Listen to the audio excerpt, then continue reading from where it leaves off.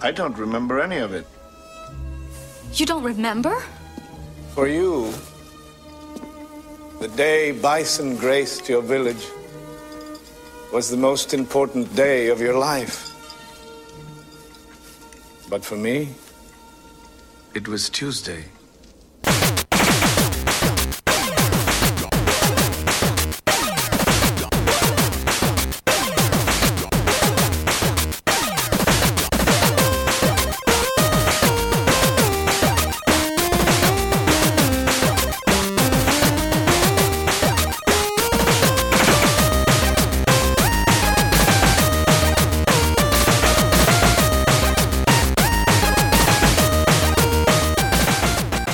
Welcome to the Rated G for Gamers podcast, episode 156.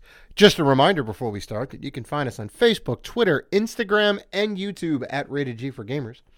Please rate and review us on iTunes and Spotify. We appreciate all the love. We are also on the gaming, or part of the Gaming Podcast Alliance. Check out all the fine podcasts featured there, like the In Your Element podcast. In Your Element with host Matthew Adler talks Nintendo Switch, PS4, and indie games. Check him out every week with a new guest. I'm your host, Dave Rutino. This is my co-host, Dan. We are going to PAX in a few days. Robinson. What's going on, man?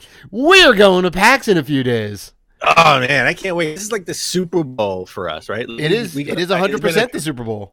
It's been a tradition since, we started the show. We've gone to every PAX in the last 3-4 years. Mm-hmm. You've been going since 2016. I've been going since inception 2009.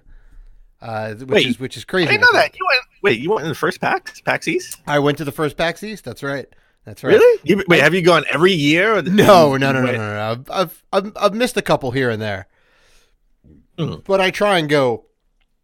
To everyone I can. And now, because we have Rated G for Gamers, you have to go to the biggest event in gaming history, right?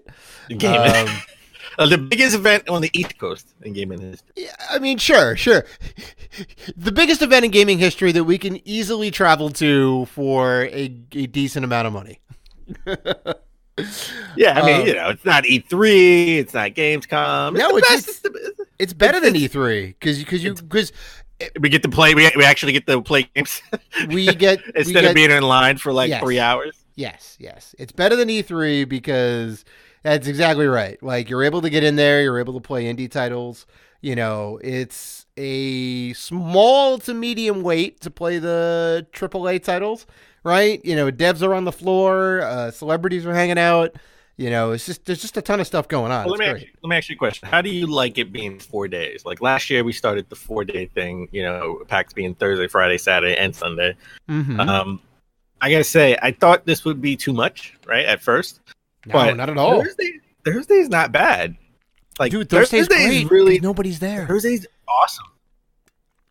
If you look at Thursday's PAX right a little now, late. If you look at the PAX site right now, Friday and Saturday are sold out. I think they have limited tickets for Thursday, and Sunday is just open, so you can go Sunday if you want. Right. That's usually how that kind of shakes out, right? Friday and Saturday are always the big ticket days, right? But Thursday, I'm excited because Thursday is not as crowded. That's really Saturday. Saturday is really when it's it really goes. It gets really big and jumps off. Yeah. So, yeah. I'm super excited. I'm super excited for it. Yeah, same.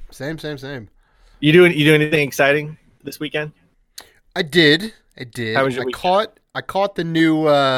Good, Dan, and thanks for asking. I caught the new Motley Crue documentary or biopic or whatever you want to call it. That's on Netflix. The Dirt. It is incredible. It's really good. Really good.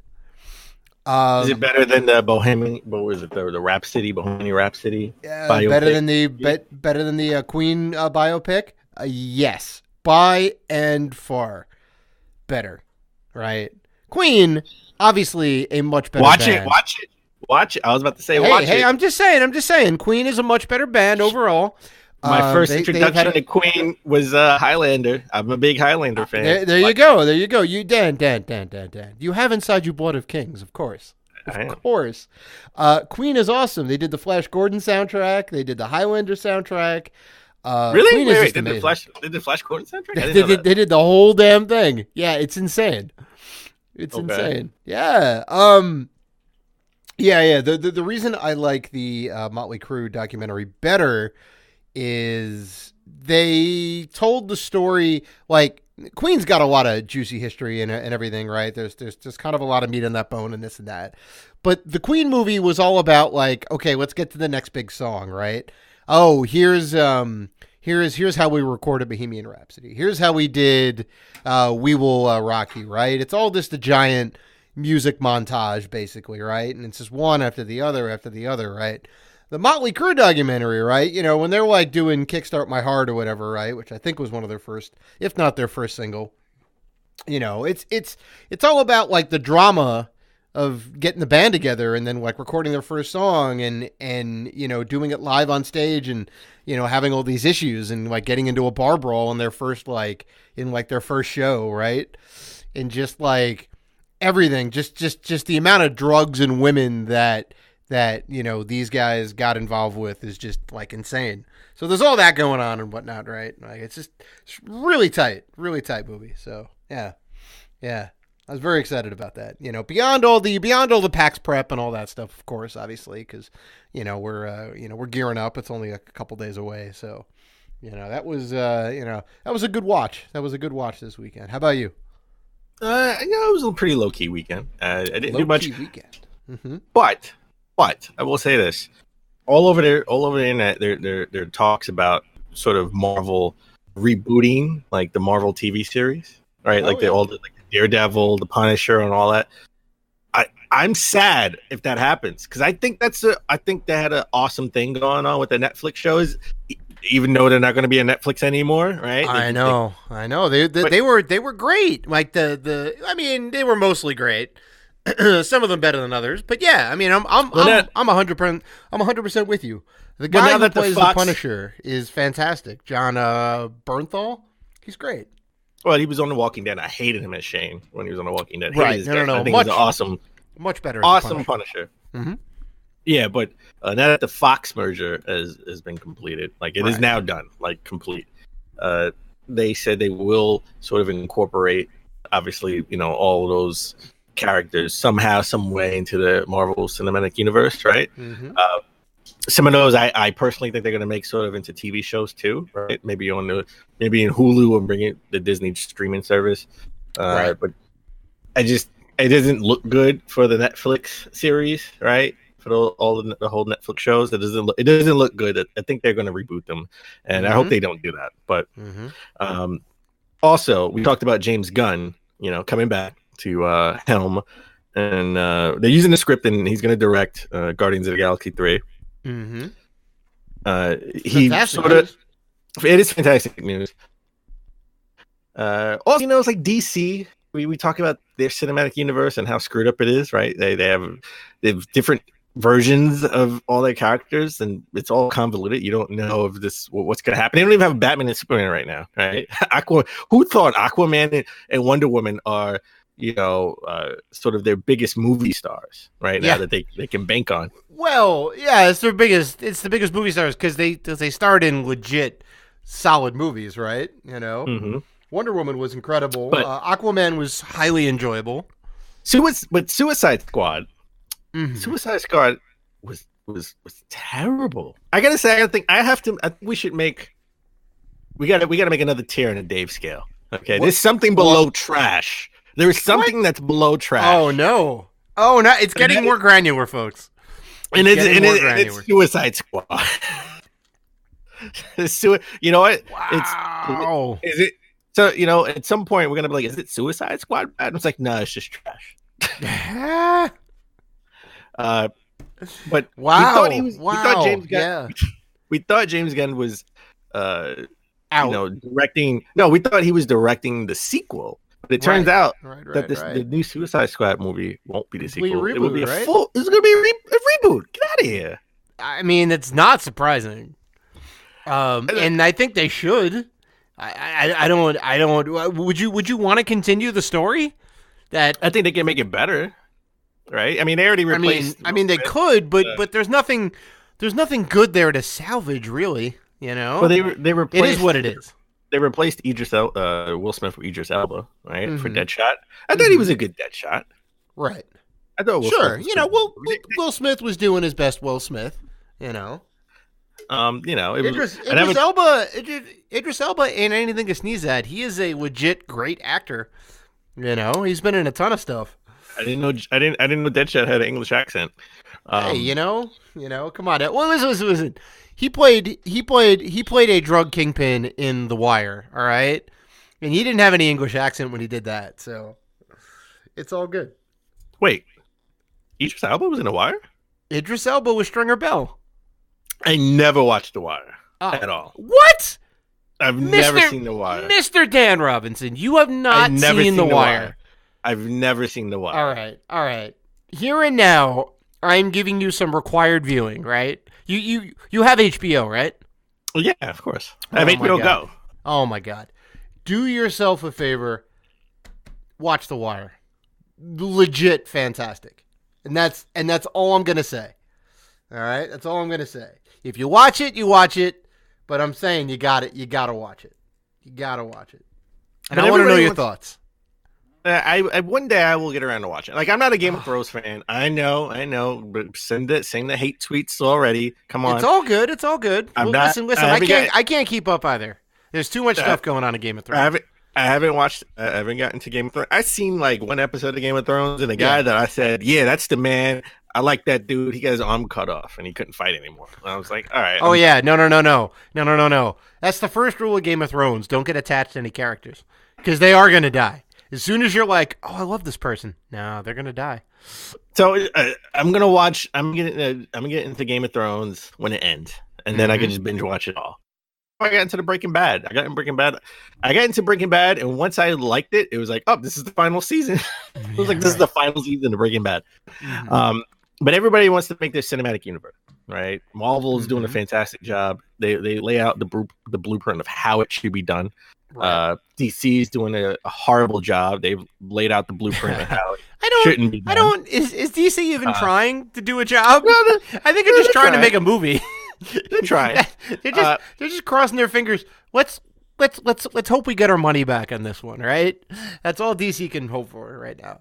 But there was another failed cinematic universe. The monsters, like, right? The Universal, they had the Mummy Returns is supposed to kick it off, and then they have like Frankenstein and Invisible Man. I think Johnny Depp was supposed to be the Invisible Man and Werewolf and all of that. That didn't really pan out. Yeah. Because like they own the rights to all those like classic monsters.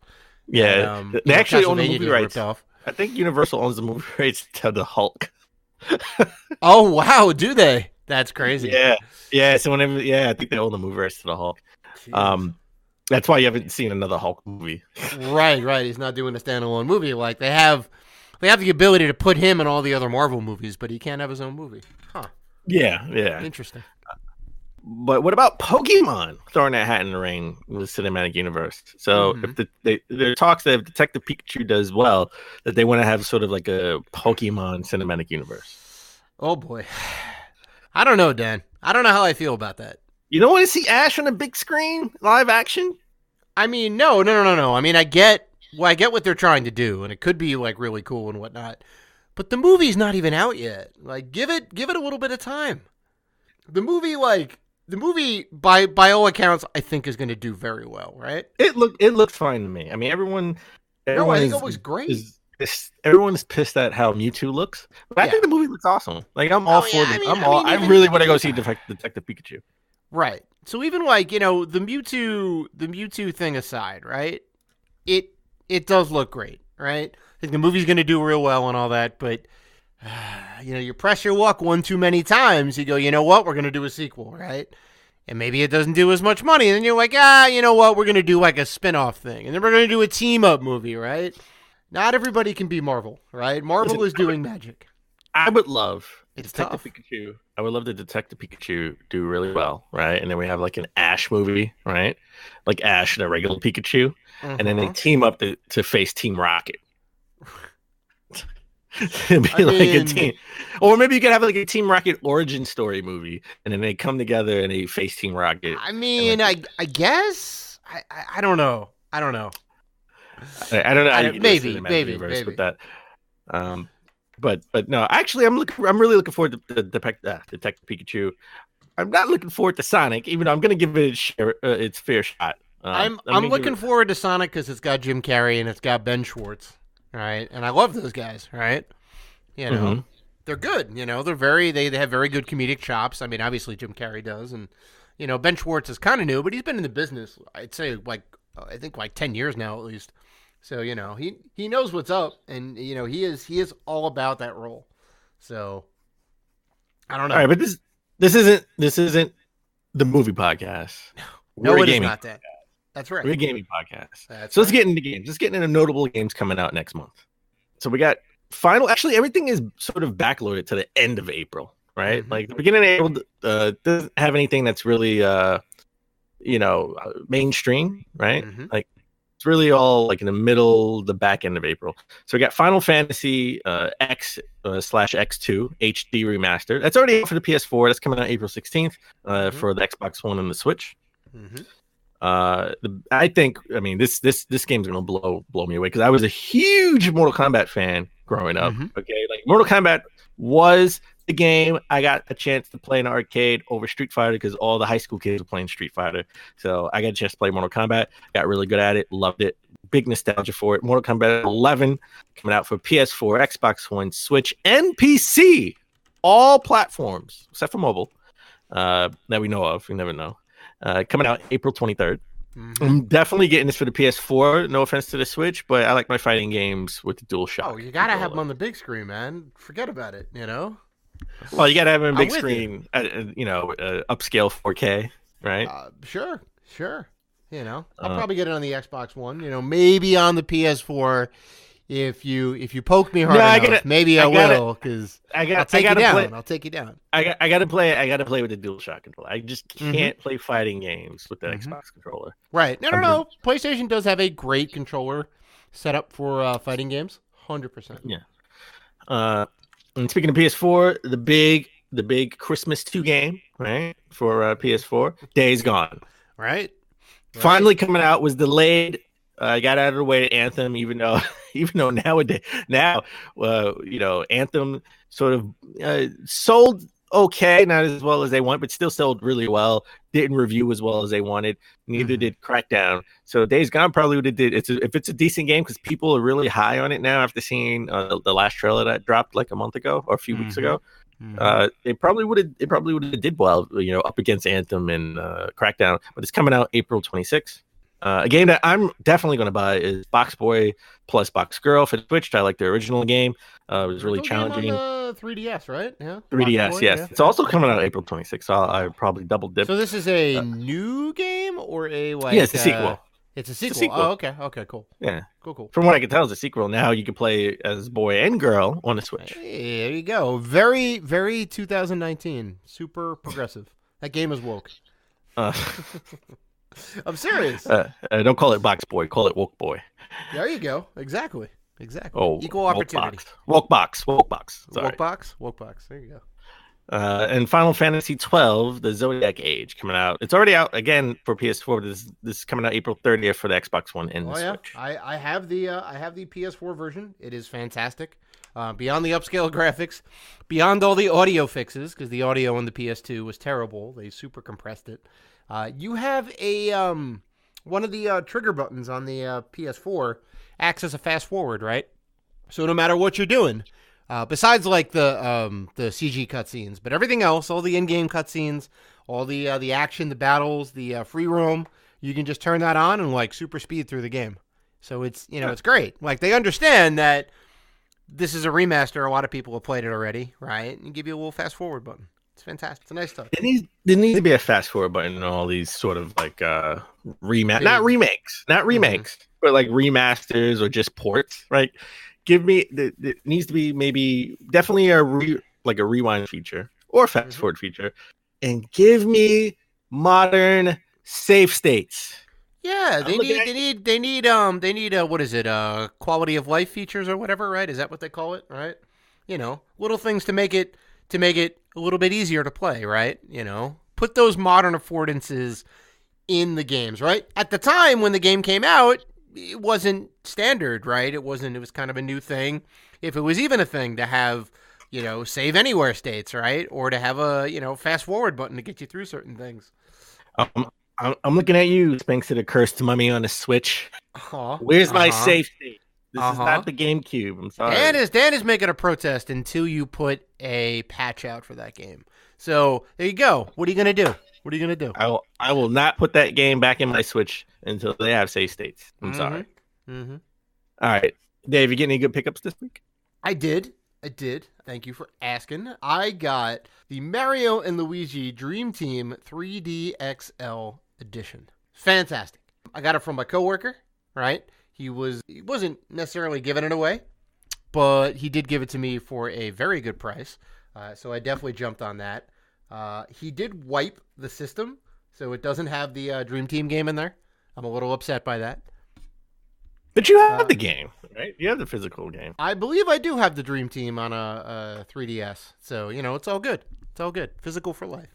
I also picked up Xenoblade Chronicle X for the Wii U for a good price. FIFA 10 on the 360. And yeah, I know. I got another Fable game. Yes! I got Fable Journey for the 360. Come on, $2, man. Got it for $2.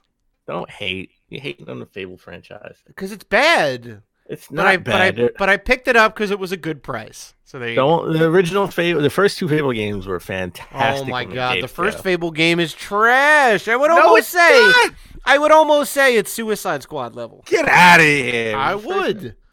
It was on the second most underrated console of all time, the original Xbox. Oh my god. All right. Answer me this one question, Dan. Answer me this one question. Why is it when I go and run around the game world, right, and I come across somebody who is in need, right, they give me a quest, all right, and they go, oh, help me out, this and that, whatever, right? And you figure, like, oh, I should just be able to do this quest right now, right? I can go in the cave that's, like, right over there and clear some enemies out and find her kid and bring him back to her, right?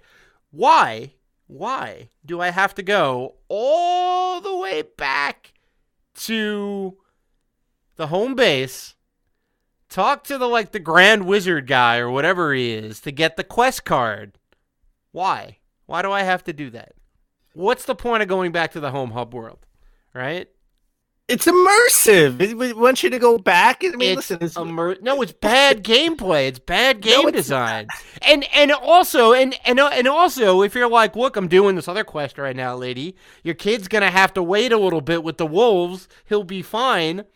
When I'm doing other stuff, the damn wizard keeps saying, hey, you have a new quest card. Hey, you have a new quest card, like every minute. It's like, dude, I know. I'm doing this other thing right now. It's trash, Dan. That game is trash. I'm angry now.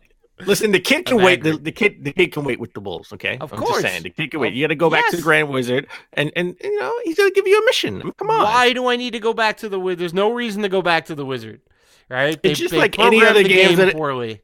It's just like any other game of its time, where you have to go back and you have to go back to the hub world to sort of get the next mission. Name me another game where you have to do that. Name me another game where you have to do that. Any other game. But any other that is not no that doesn't count. Any other game. Any other game. Yeah, that's right. It's trash. Thank you.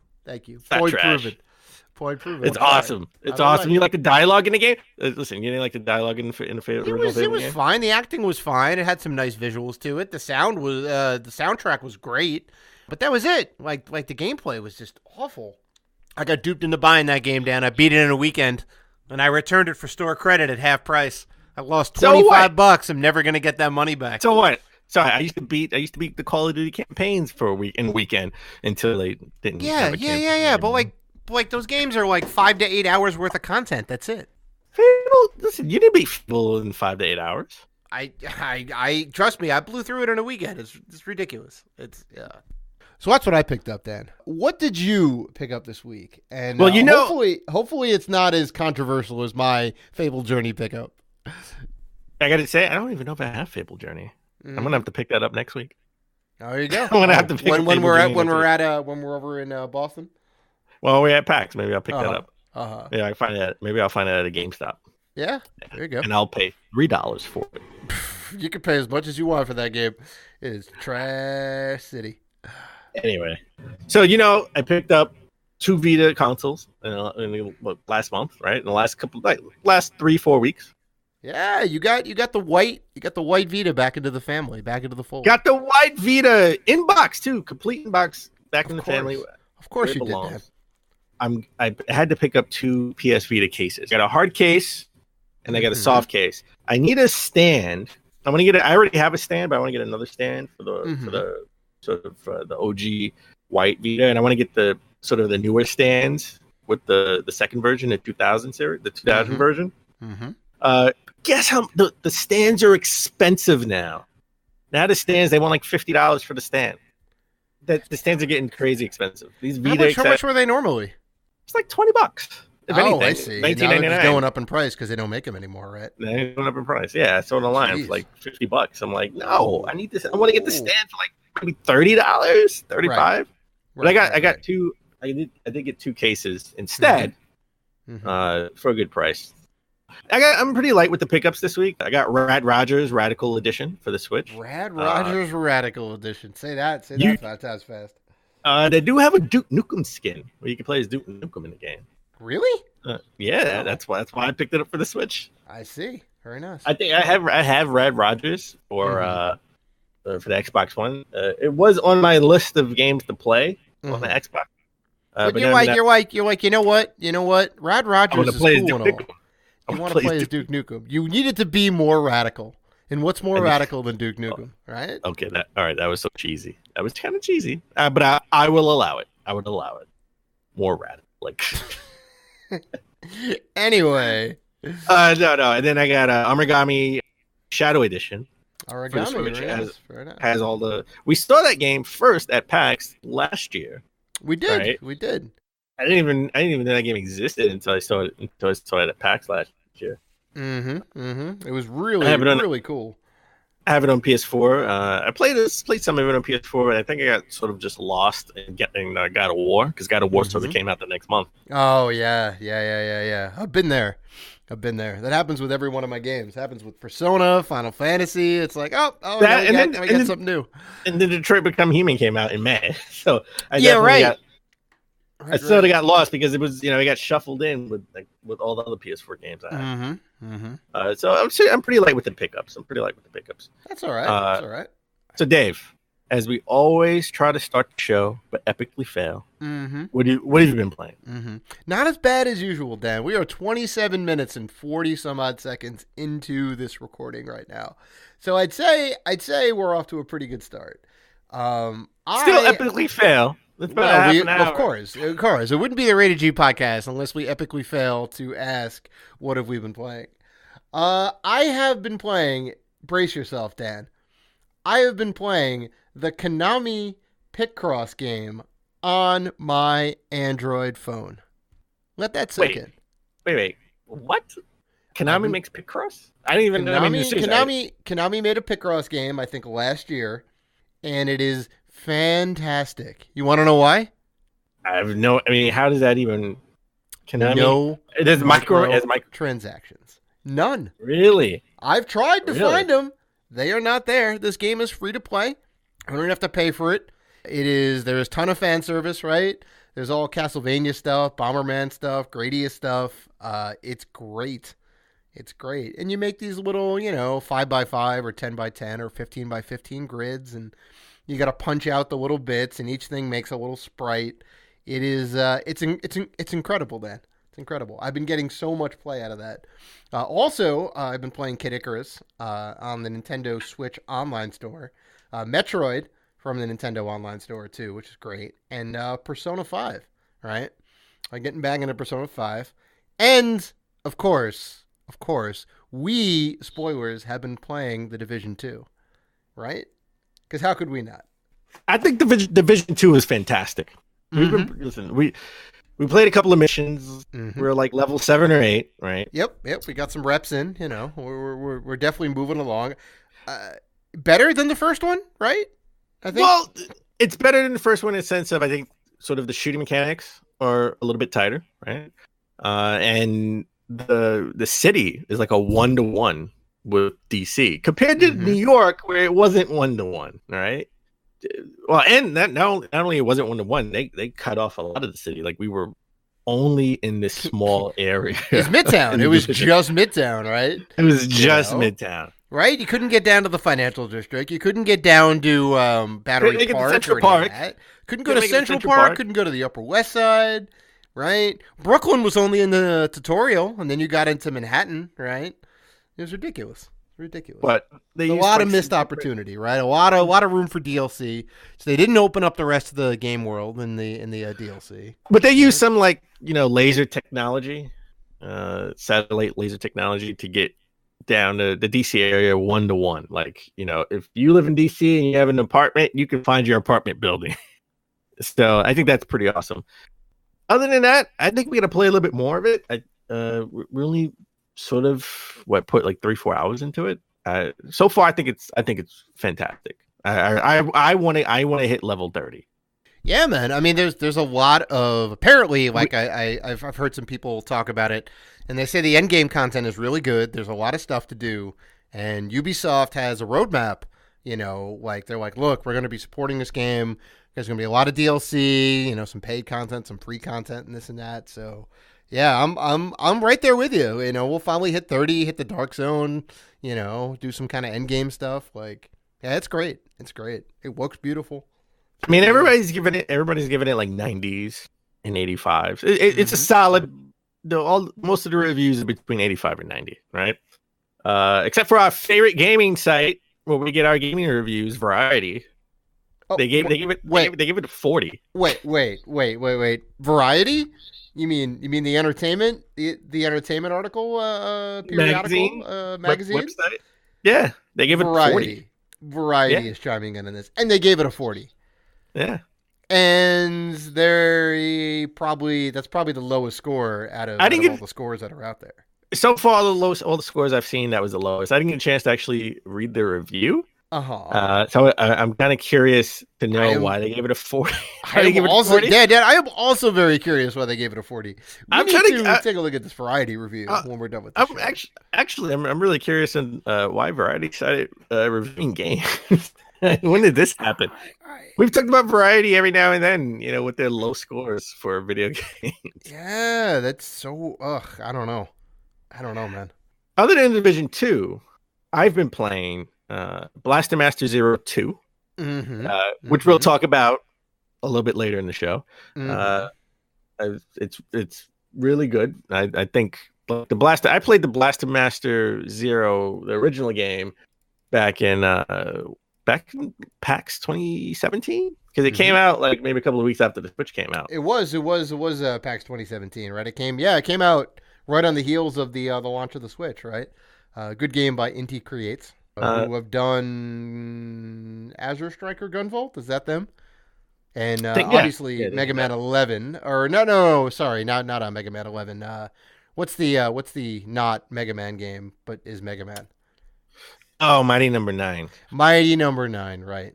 The, for better or worse, they did Mighty Number 9. But it's definitely a great studio. The first Blaster Master game was great. How do you Blaster like Master Zero? Right, Blaster Master Zero. Well, it was just a remake of the first one, but yeah. Yeah, well, you're sort of in space, and you can, the hover mechanic, which you got later in the game in Blaster Master, right? Where you can actually hover. You get pretty early after the first boss battle, after the first 20 minutes. You get that hover mechanic. And, and dare I say, it's a Metroid style, not Metroidvania. We've had this Right. discussion a couple We of weeks did. We ago. talked about it Metroid a style. couple episodes ago, I think, right? Metroid style game, right? Where to progress, you got to get sort of get that secret ability to go on to another part of the map. I haven't played enough of it. Again, we sort of scratched the surface of the division. Blaster Master 02 just came out, which we'll talk about later in the show. So I played like an hour so far. But my time has really been dominated by Super Princess Peach on a DS. Had to take it semi old school on a DS. Look at that.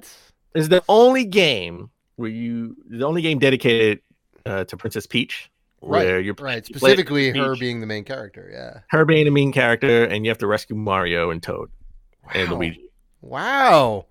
I wonder how the plot goes. How did they get captured? I won't spoil it for you. Oh, leaving me in suspense, Dan. I like it. Bowser captured them, and then he got double crossed. Oh. and Princess Peach has a magic umbrella. There you go. There you go. Nintendo didn't make this game. I don't think Nintendo made it. It doesn't feel like a Mario game. It looks like a Mario game, right? It definitely looks like a Mario game, but it doesn't feel like a Mario game. It doesn't feel as solid. The platforming doesn't feel as solid, and it has Princess Peach definitely has different sort of mechanics because she has the magical umbrella where she hits people over the head. She can still jump on enemies like Goombas and stuff, but she has the magic. She has the magic umbrella where she hits you over the head, and she can pick you up with the umbrella. And then you have, the different hearts where you cry. You can cry and then make water rise, and you get mad. She gets mad and she gets into fire. Right? That sounds like an interesting mechanic. Yeah. She sings and she can fly if you hold down the A button. Right, and that's sort of your energy gauge when you use your hearts, your special. I see. Definitely, Nintendo. I don't think Nintendo made this game because it doesn't feel like that. But just like Capcom made, Capcom made the Minish Cap, right? Capcom made the Minish Cap. They also made Oracle of Ages and Seasons. That's 3 Zelda games not made by Nintendo, and they were all fantastic. So, go figure. I will say the only thing that annoys me about this game is before you go into the boss battle, you get into like a mini game where you use the dual screens, right? It's like the thing that people hate about the Vita, where some games utilize the touchpad and they feel gimmicky. On like the back of the system, the back of the system. Same thing here, where before you get into a boss battle, you got to do these mini games where you can't jump. You have to use your finger to swing her up. Right, and not get hit by a boss, not get hit by an enemy, right? Because one hit and you're done. You got to do it all over again. Or the one I'm stuck on is you got to use the stylus to twirl the log to go up and not get hit by an enemy. I got to tell you, it's really annoying. That part I don't like. And you buy hearts, right? So it's not like Zelda, where like Zelda: The Breath of the Wild, where you completed a dungeon, you can heart. You can give her a new heart, or you can get stamina, stuff like that. No, you have to go to the eShop. You go to the shop and use the currency. 'Cause that's what the coins are for. You're getting all the coins because you want to build up your currency so you can buy new hearts, buy a longer stamina meter. So you have to purchase it. So that's interesting. That's different for a Mario game. But I'm not. It's okay. It's okay. I'm trying to like it. You know what? Let me take that back. I do like it. I don't love it as much as I thought I would. Right. So it's on the high end. I understand. It's not fantastic. Not everything can be Final Fantasy VI. All right. Not everything can be fantastic on the Dave scale. Yeah. No. Trust me. It sounds really cool. I will be picking up a copy of this game because you kind of have to own it, right? It's Princess Peach's first outing as the main character, right, in her own adventure, not as a playable character. She is the main character, so she is the main character. I'm excited. I think it's up in price. Actually, I think it actually went up in price because it's not a game. Well, you know what? It's like $30. You can get it cart only for $30. Sure. Yeah. If you want it, if you want to get it complete, it'll probably cost you like 40 or 50. Okay, cool.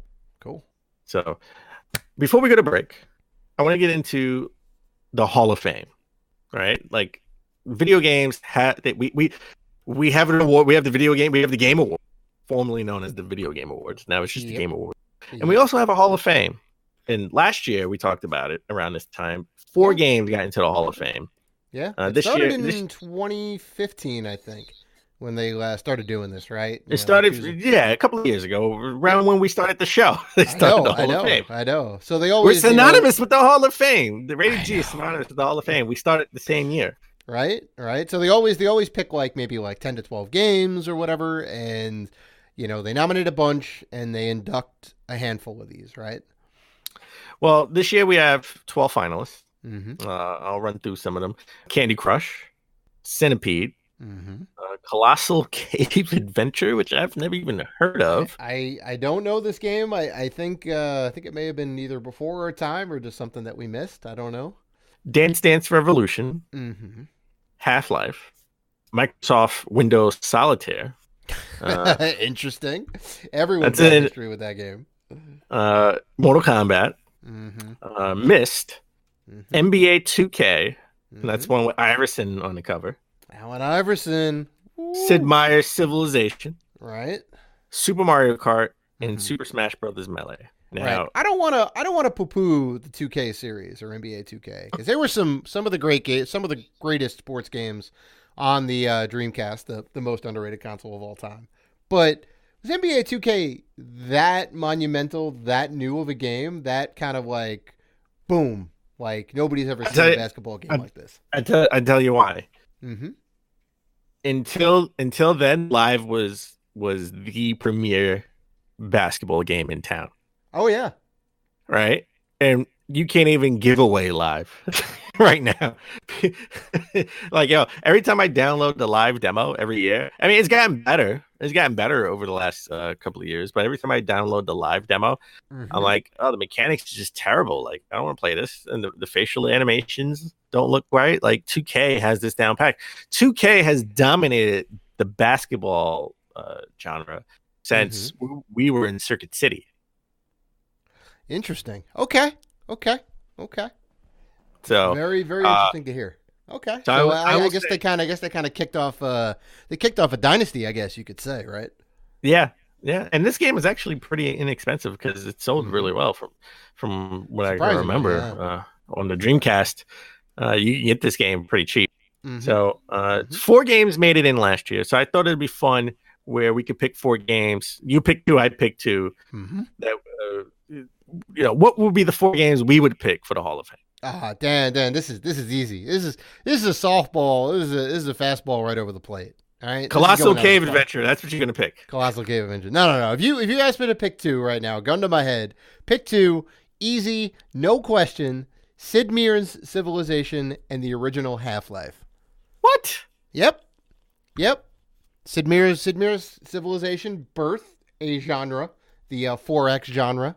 Right, the explore, expand, exterminate, and I always forget what the 4th X is. Right, but it's like a 4X style. Right, you build your civilization, you interact with other civs, through diplomacy or through war.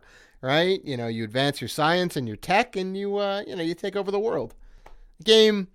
Fantastic. I have fond memories of playing it in the school library in high school. I was like, what is this magic? What game is this? Fantastic. Oh, in the teacher's lounge, right? Because you were teaching back then. Bro, man, gamer. Way to keep the joke. Yeah, that's right. What Dan doesn't realize, I'm actually 67 years old right now. Yeah. I'm an old man. And dude, Half-Life? When Half-Life came out, the original Half-Life, our friend Anthony, who friend of the show and whatnot, and I've known him ever since like high school and whatnot. He introduced me to Half-Life. He came to visit the college campus back in the day, and he's like, "You got to check this game out. It's fantastic." And I booted it up, and I was in heaven. I mean, everything was in game, right? There was no pre-rendered cutscenes or anything. Like, you're coming in on the tram into the Black Mesa facility. and everyone's like talking to you, and there's like giant like robot mechs like walking around, and they had amazing lighting effects, and everything was in 3D. I was like, what is this game? It's fantastic. So those are my two. Okay.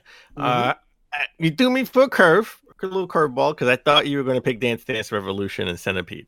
They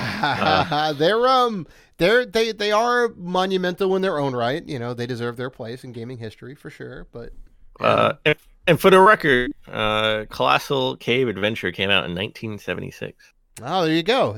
It was legit before both our times. So yes, so that's why we don't really know the game. Mm-hmm. I'm gonna surprise you with my picks. The first pick you probably won't be surprised by, but the second pick you would.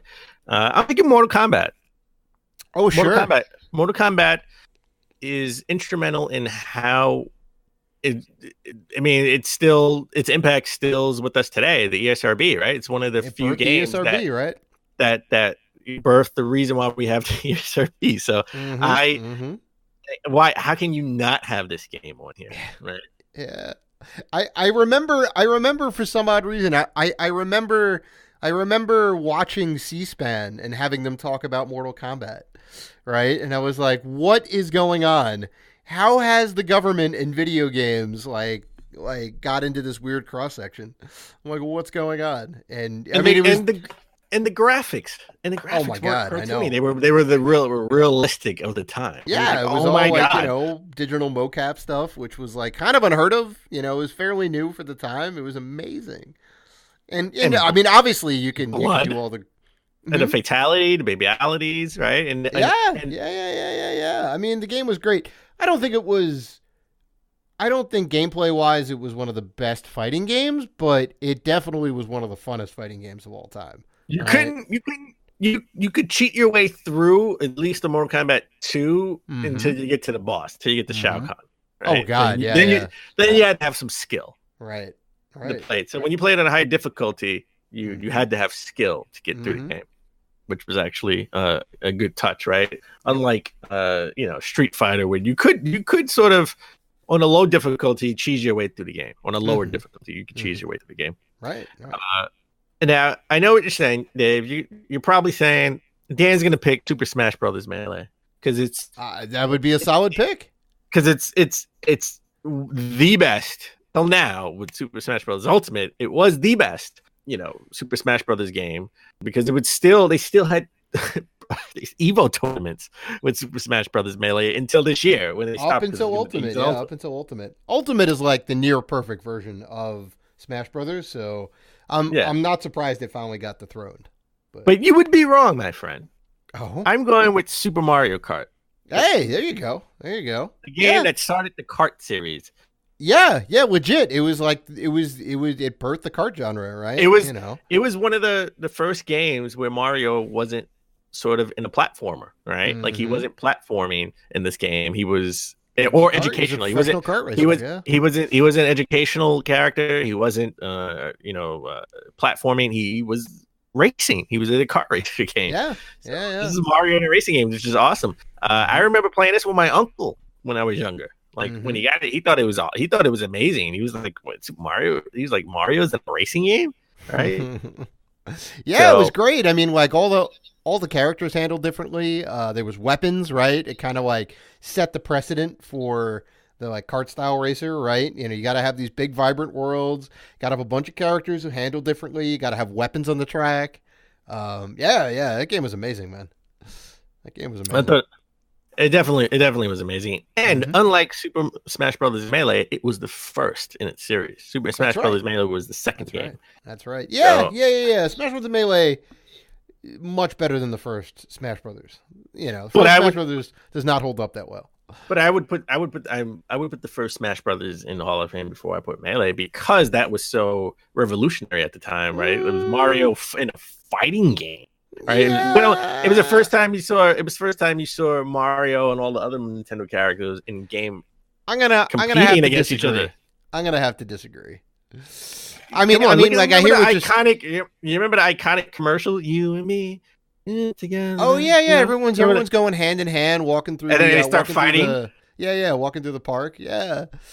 I mean, look, the advertising was great, but the game was kind of It was all right.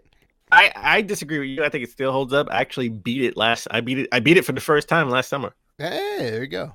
I booted it up on the N64 and played it on my TV. All right. So, all right. Why don't we take a break? And when we come back, we'll get into the top 10 gaming news of last week.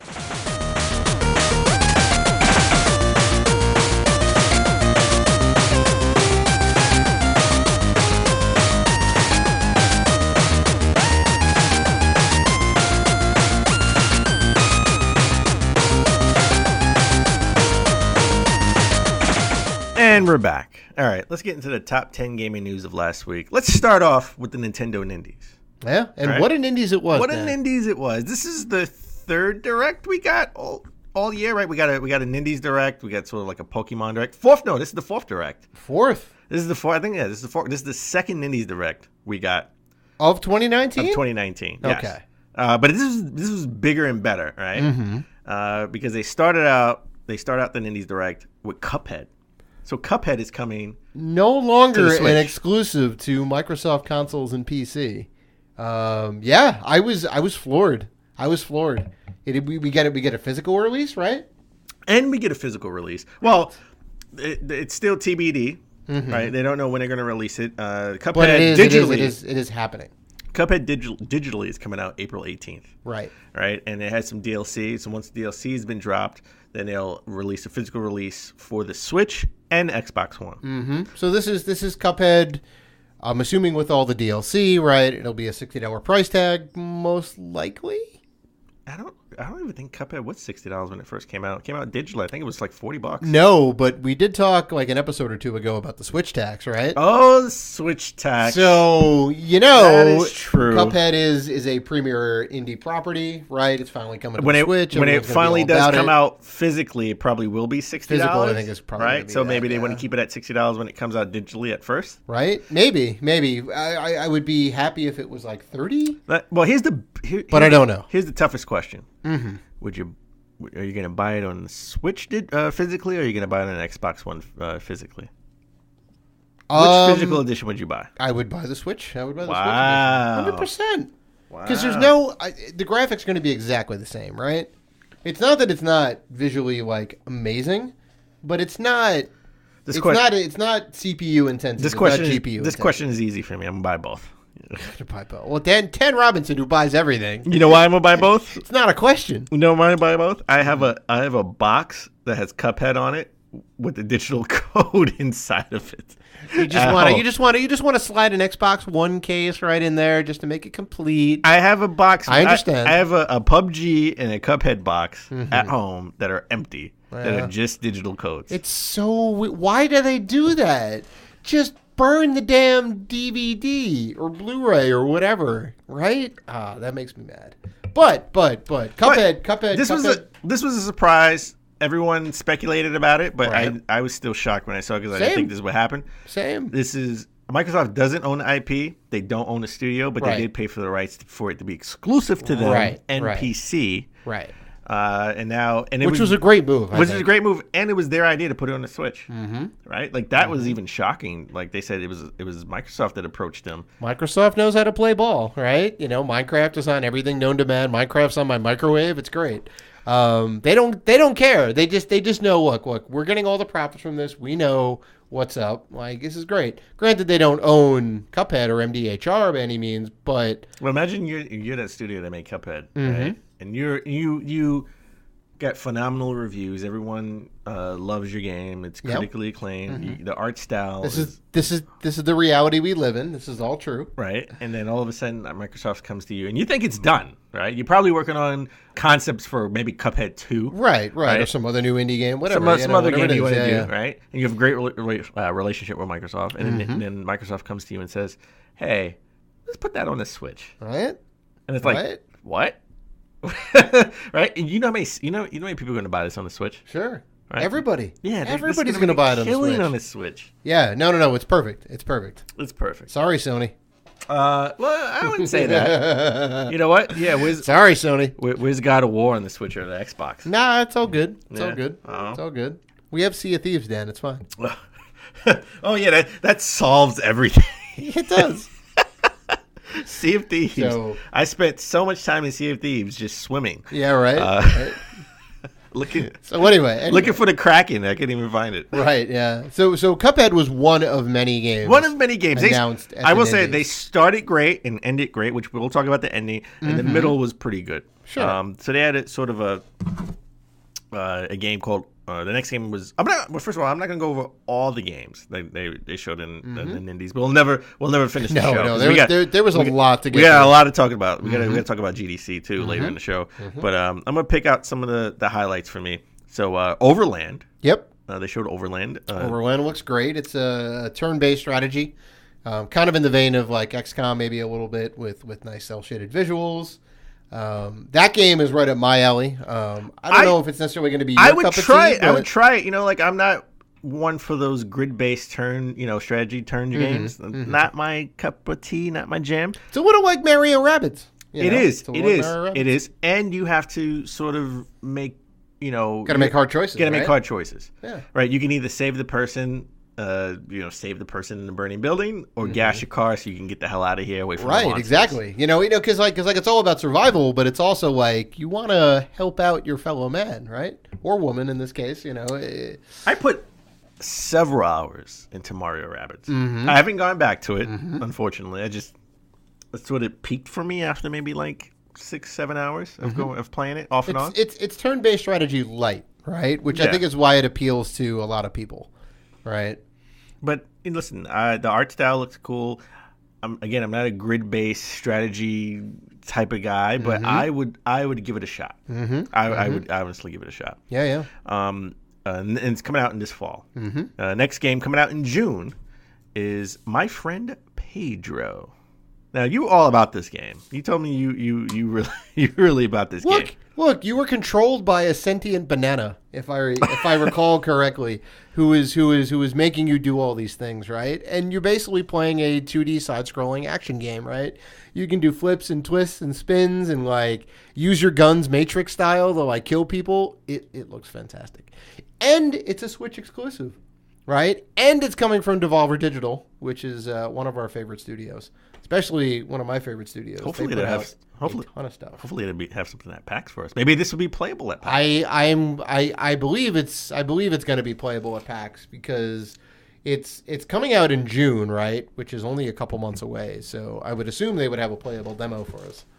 So super hyped for that. Well, we should look for Devolver Digital at PAX. Definitely. Then we have. Next game, NeoCab, coming out this summer, right? Like you were hyped for this game too. Well, Dan, I believe it is the only game, sans Crazy Taxi, where you play as a taxi cab driver, right? Well, besides the Crazy Taxi games. Yeah. Besides those 3 Crazy Taxi games, it's the only game. It's one of 2.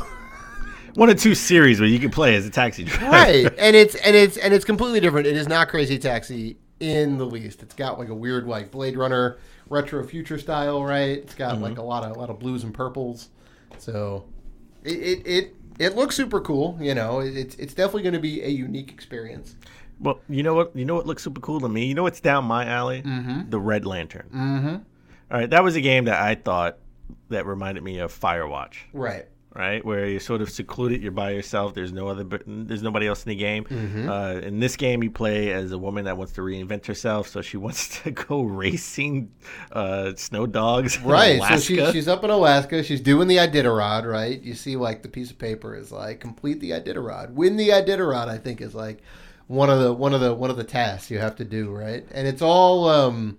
It's all procedurally generated, right? So you kick up a game, and it's always going to be different. It's so many different things that can go wrong where our playthroughs won't be the same, right? Where we're going through this patch, and a bear can come at me, right? It'll come at me, but it may not come at you, or I may lose a wheel, or a dog may get sick, right? It's got Oregon Trail vibes. Yes, perfect. Yeah, that's the perfect game I would Oregon compare Trail, right? You could end up dying of dysentery. Who knows?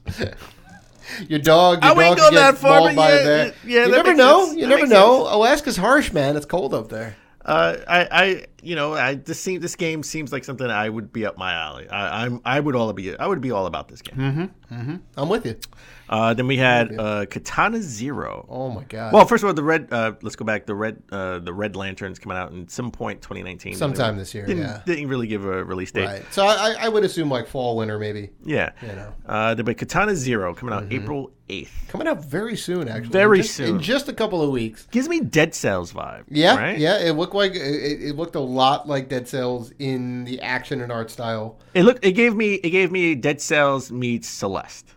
Yes, I was just gonna say that because apparently you are an assassin for hire, I guess, right? And after each mission, you end up going back to your psychiatrist, I think, and you kind of like talk out your issues, and then at the end of the session, you get papers for your next assignment, which is like brutal, right? They're like, how do you feel? Like, is everything okay? Is everything good? And then you're like, yeah. And like, okay, here's your next assignment. Go kill some guys. And you have like one hit death. Yeah, right. So you got to be like perfect in your movements. So you have to sort of strategize. Right? I think it's like a rewind feature where you can strategize, map out how you want to go through the levels. No, if you die in a level, it takes you right back to the beginning of that level. So you can do it again and find the best path. Find the best path. Yeah. So that looks super cool to me. Like I'm really up for that game. Limited Run. If you're listening, this is the game that I want a physical release for. Right. All right. All the games. They did Firewatch, and I want Red Lantern too. But this is the game, Katana Zero. Next game you're super hyped for. You really want to talk about this, and that is Rad, and that's coming out in the summer. I mean, hopefully the game is rad. Short for radioactive. By the way. Yeah. So you're a character who can morph your body into different things, right? It's like as you go through and play, you sort of morph into like a lizard head. You have wings. Sure, you can turn your body into all these different things, which makes you more powerful for, I believe, a brief period of time. It's like a top-down, isometric view kind of game. It feels like home on the Switch. I mean, granted, we haven't played any of these yet, but it did look like it would be a good fit. Bandai Namco Publishing. Bandai Namco, yeah. Yeah, and your Psychonauts guys are making this game. Right. The lovely folks at Double Fine, who we will see at PAX. Hopefully. Yeah. They are amazing. I met the head of Double Fine. His name escapes me right now. Super cool dude. I was there dressed in my Brutal Legend Eddie Riggs costume, and he was super hype about that. But yeah. I'm super looking forward to this game. Then they announced something that got me super hyped. I'm not even joking. I literally fell off my couch because I was leaning forward when I was watching. And I fell off my couch when this announced, and it was out now. It's the game I told you that I've been playing, and that is Blaster Master Zero 2. Do you think it's an improvement over the first Blaster Master? Yes. Which was already I love the hover mechanic. I love the fact that the hover mechanic is in the sort of the beginning of the game, where you get it after you beat sort of like the first boss. Right. So it's the whole game has that as a thing. Yeah, it's sort of, dare I say, Metroid style. Yeah, no, Metroidvania. I would 100% say that the first Blaster Master is Metroidvania. And same thing with this one, right? It's areas I can't get into. You sort of try to traverse the land, see where you are. Oh, I can get into here, beat the boss, get a new get the power up, get the cover mechanic. Now I can go here where I couldn't go before, and you're in space essentially, which is the difference from the other game. I got to be honest, the first Blaster Master game, the second one that I have on PlayStation, right? And then in the Blaster Master Zero game, right? Story have not paid attention to at all. And Limited Run, if you're listening, can I not get a Blaster Master 0, 1, and 2 on Switch? We can ask them directly, Dan. I will ask them directly. We will be in PAX on Thursday, right? I will ask them directly. Yeah, we'll hit them up and see what's going on. It's a missed opportunity. Also, Stranger Things 3, the game, coming out the same time as Stranger Things 3, which they just dropped the trailer for, coming out in July. Coming out in the summer. They did. I'm super hyped for all of this. Stranger Things 3, they had a trailer last year, then complications, quote unquote, maybe? Because they dropped season 2 on Halloween, right? That was kind of a thing. And then the next year they dropped a trailer over the summer, which was like they cut a thing in a mall or whatever. It was very, very, very 80s. And then they're like, oh, there's some problems. Season 3 is delayed. So now they have this new trailer for the game. Oh, they have a new trailer for season 3, and the game is coming. They're all grown up. They're all grown up. Right. Seems a little weird to see these guys all grown up, but you know what? They can't be young forever. Oh, I know. So Stranger Things 3 is coming out for the Switch, is what you're saying, right? It's coming out for the Switch. Okay. I don't know if it's coming out. Well, because I played the first two. It's definitely coming out for the mobile. Switch. It may come out on Netflix. Right? Possibly. I would say no, because it's very action heavy. Funny enough, like it's very much a top down. You can't use your remote and say volume up as a shooter. No, it's not gonna fly like that. It gave me Hotline Miami vibes. It's not gonna fly like that. Sure. Yeah, but you would think a game based on a show, a TV show that's based in the 80s, right, it would be sort of 8-bit. Yeah, right. Well, like the first two were. Okay. The first two had that 8-bit style. Hotline Miami is kind of like that. It certainly takes some liberties and whatnot, and the color palette's extended a little bit, and the the soundtrack is not necessarily 8-bit esque. Mm-hmm. I mean, it has that vibe to it, that kind of retro future vibe. But again, like you said, Dan, they can't be young forever. They gotta young grow forever. Up. Sometimes you got to enter that 16-bit realm. Lastly, the biggest, the oh my god game was Cadence of Hyrule. Yes, the Crypt of the Necrodancer / Zelda crossover coming out this nobody spring. Knew they wanted. Coming out this spring. Now, Crypt of the Necrodance crossover, right? Mm-hmm. Crypt of the Necrodancer was sort of like a rhythm game. Yep, rhythm action style game, right? Right. So this isn't a Zelda game, right? This is not a new Zelda game. This is a Crypt of the Necrodancer sequel with Zelda skin. Right, you can play as Zelda or Link. Sure, it'll have all the Zelda trappings in there with the Crypt of the Necrodancer style gamelay. That's like kind of what it looks like. So it's all like kind of rhythm music based and whatnot, which is awesome. So technically, we're getting like two Zelda games this year. Well, we're getting the Link to the Past remaster, and we're getting the Cadence of Hyrule. So there you go. You think we'll get a Cadence of Hyrule physical release at some point? Cadence of Hyrule. I don't see why we wouldn't, right? It's a Nintendo first party, right? Well, technically. That would be awesome if we did. Yeah. We would be all over this. Come on, Limited Run. You should be listening to the show for Limited Run? ideas. Why wouldn't Nintendo just put it out? Why do they need to get another... it's a Nintendo property. Nintendo's going to put it out. No, it's not a Nintendo property, but they gave, surprisingly, they gave the license to use the skin, right? Sure. I guess. Okay. I guess that's how that goes down. Yeah. Yeah, that's kind of crazy how that works. All right, so we got Nintendo. Nintendo's been doing these directs pretty much since the Wii U failed and bombed. Right after that first year of Wii U, bomb is the appropriate word. Yeah. After that year that the Wii U came out. Right. 2012. 2013, they started doing the directs. Mm-hmm. Right, where they can sort of monitor the message. Right. And all the other, Microsoft and Sony have been still doing press conferences. Sony's been, knocking it out the park with the exception of last E3, where they sort of bombed. They were moving people from one. They had the weird tent set up, and then they had another thing. Like I kind of got what they were going for. Yeah, and then we all said, why doesn't everyone sort of control the message and have their own sort of direct? And guess what? That's what's happening apparently. Mm-hmm. Xbox. Well, Microsoft announced ID at Xbox Games Pass showcase for indie games, and that's coming out March 26th. Mm-hmm.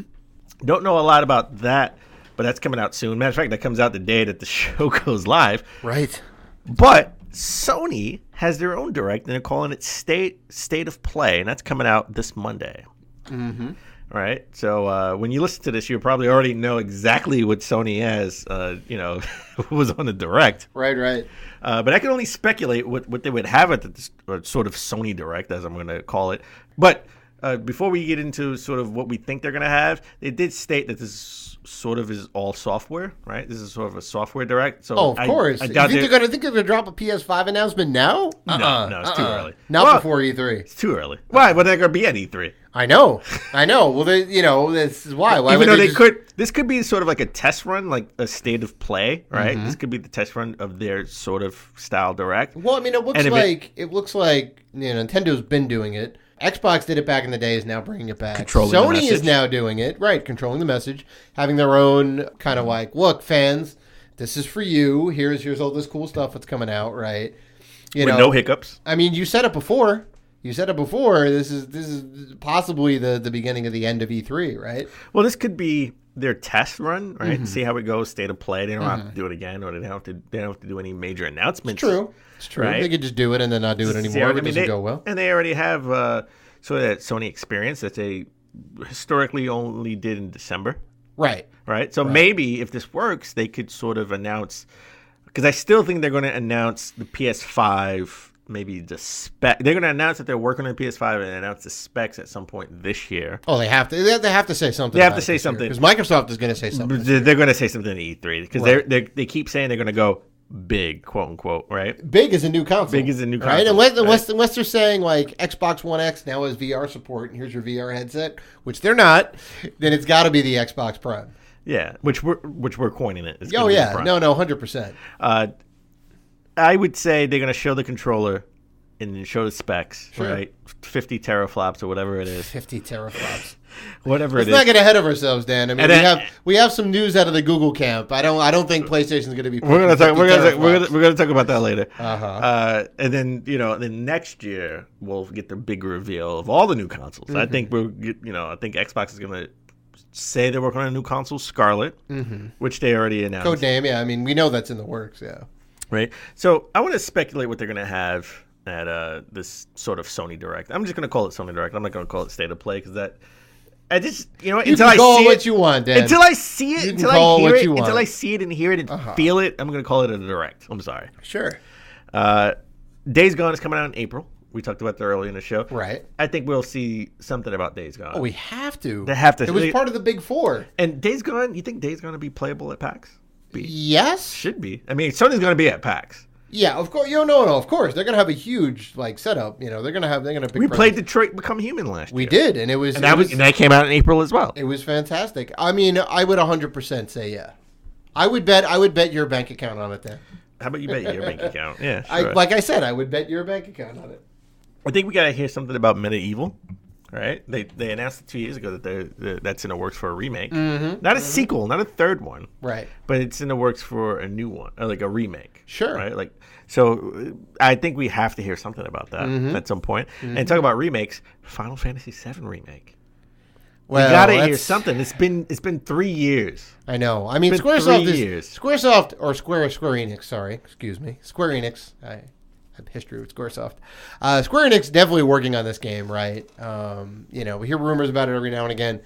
They're not going to release it until it's perfect, right? And it's a big game, and they're going all out with it. Resident Evil 2, they didn't release it until it was perfect. Yeah, right? We heard about that in 2012, right? Yeah. That was a long time ago. Right? Yeah. It took them forever to get to that point. Yeah, and then we heard about Final Fantasy VII Remake, I think in 2013 or 2014? I think it was 2013, 2014. Yeah. Right? So in the same vein, I mean, when it comes out and it's awesome, it's never going to meet expectations, right? Fans are going to be very critical of that game. Very critical. I can guarantee you, everyone's going to nitpick. It's never going to be perfect in any fan's eyes, but Square Enix wants to put the right product out. So and I think we may get some news. We have to hear. We may get some news. You know what I'm going to say? Even if it's not in this Sony Direct, it has to be the next Sony event, regardless if it's this Direct or another Direct or a Sony experience. We got to hear about it this year. Right. And then you can't forget the other two of the Big Four, right? Spider-Man already got released, right? There's Days Gone. There's Ghost of Tsushima and Death Stranding, right? Big question marks. Death Stranding, by all accounts, I think is done or just about done. I don't know. I think it's not. I don't think it's done. right? But people have played it. Right. You know, he's They said it was real weird. Kojima is taking it to different studios, Mm-hmm. right? He's teased it on Twitter, Mm-hmm. right? And people have played it and said it's weird, but it's an awesome type of weird, right? Yeah. It's different. I don't know if that's just lip service. At this point, we just got to know what the game is. Right. Right. We want info. Because so far, We want info, Kojima. so far, Norman Reedus is a glorified messenger in the alien apocalypse. Right. Who doesn't Who shoot carries any? a baby around with him for Who whatever carries reason? the baby around? Right, and some weird like Wi-Fi communicator What's thing.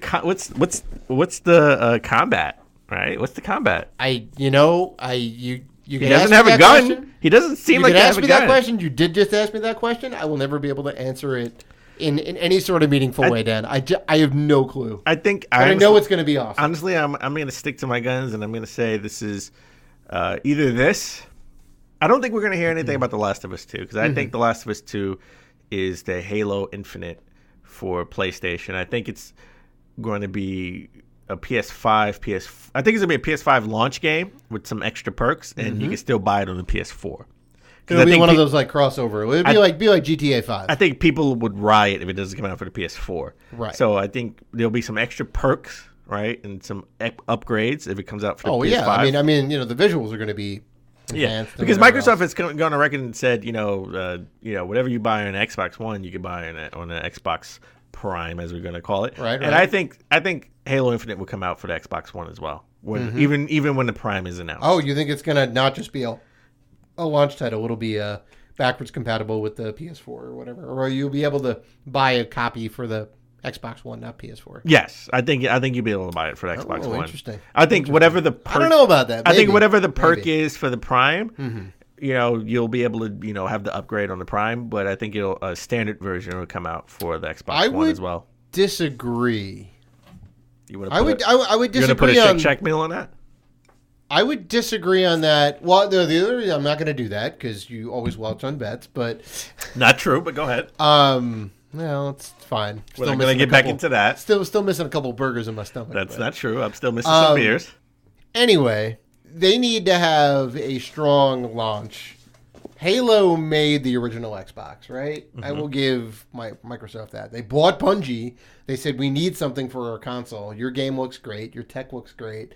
Make it for our system. So they did, and they turned it from a multiplayer-only game into a single-player game with an amazing 16-player net first-person shooter, right? I think it's going to be the same thing for the Prime. You were saying, like, well, this could be an Xbox Prime launch game. And, they could go the Nintendo route and have the old game, and also have it on the new system and have it on the old system. I think they're going to keep it exclusive. Yeah. I don't know. Really? I do. But okay. That's a whole other thing. Okay. I gotta disagree, man. I really think it's gonna be multi-platform. We'll see. I could very well be wrong. All right, so Days Gone. Again, we know that's coming out in April. Ghost of Tsushima. We have to hear. I think we're gonna hear a lot about that. Right. I think that's gonna be maybe.